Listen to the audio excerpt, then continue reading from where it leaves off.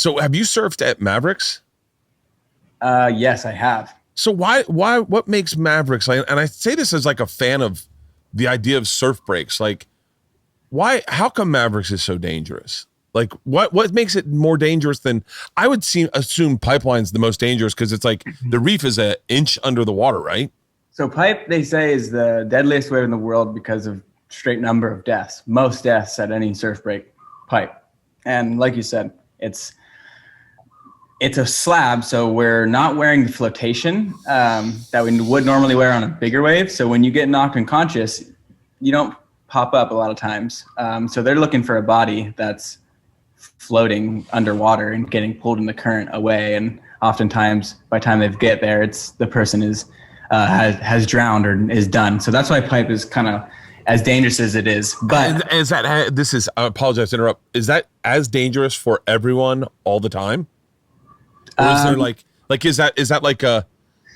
It is and it isn't. Like for me, I've fallen so many times out there, and honestly, it can happen on a 2-foot wave out there or a 10-foot wave. It doesn't matter. I've been slammed. Some of the hardest slams I've had on that reef have been on smaller waves on a smaller day. So it can happen at any time out there. But with being in the water as much as we do, we know kind of where not to be and how to react instinctually underwater. I've had moments where my eyes are closed. It's odd, dude. I found it odd. It's almost like a sixth sense. I felt that I was close to the reef and gotten a hand up just in time to block my face or something like that. Like I don't know if it's the pressure of the water you can feel when you're close to the bottom because of the depth on your ears or what, but definitely had a few scary ones. Whoa, and just in time caught myself before slamming the reef. So like you grow instincts to fall a little better, but it could happen to a pro too, just as easy. Really? And but Mavs. Oh, we were talking about Mavs. Yeah, I'm sorry. Yeah. Mavs, I think, is the bottom. It's a wave that comes from deep water. It's dark, cold water. And I don't know if that's just me growing up in Hawaii, but that was always disturbing to me, is on the other side of your eyelids when it's closed. It's not like here in Hawaii, you kind of have a sense of light behind your eyelids when you're underwater getting held down. Mavs, it's pitch black. It's like you're in a pitch black room. It's dark down there because that water's brown.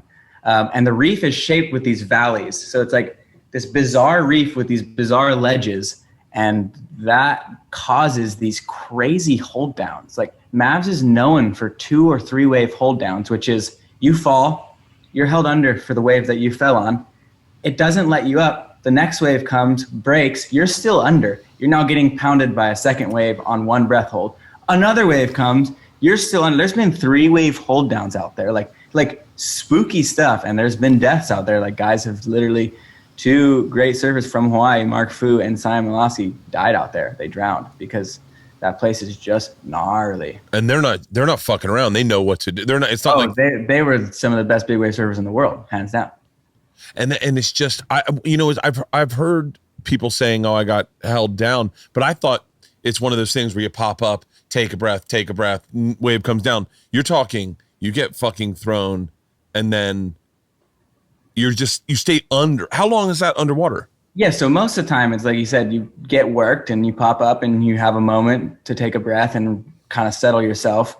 But it happens when you cannot get to the surface. And we're talking on those big swells, it's 15 to 20 seconds is the wave period. So that's a distance between each wave. And so like, if you've been even worked on a little whitewater, 5 seconds, that feels like 30. 10 seconds, that felt like a minute long hold down. So like, if you can imagine, dude, a 2-wave hold down, like if you're not unconscious, it has felt like you were down there for a very long time.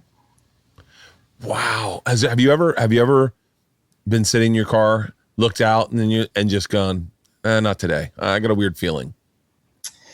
Yeah, I've gone out with that weird feeling, and then I've sat in the lineup and I've said, today's not the day. I don't have it. I don't have the push. And then I've just not caught in a wave. And really? And you beat yourself up on those sessions, but like I've definitely had it where I've paddled out and it's that knife edge. Like, which way is the fear going to push you? Is it? And I've had it go one way where you have all this fear and adrenaline, and it just turns to pure energy. Like, you're like, oh my God, I'm so in tune right now. I can do anything I want out here. And then the other way where you're like, I can't feel my arms. I'm so frozen with fear. I don't have my reflexes. Like, I can't even perform like this. Like, I can't catch a wave. And then you don't get a wave, and your friend gets the wave of the session, and you don't let it happen next time.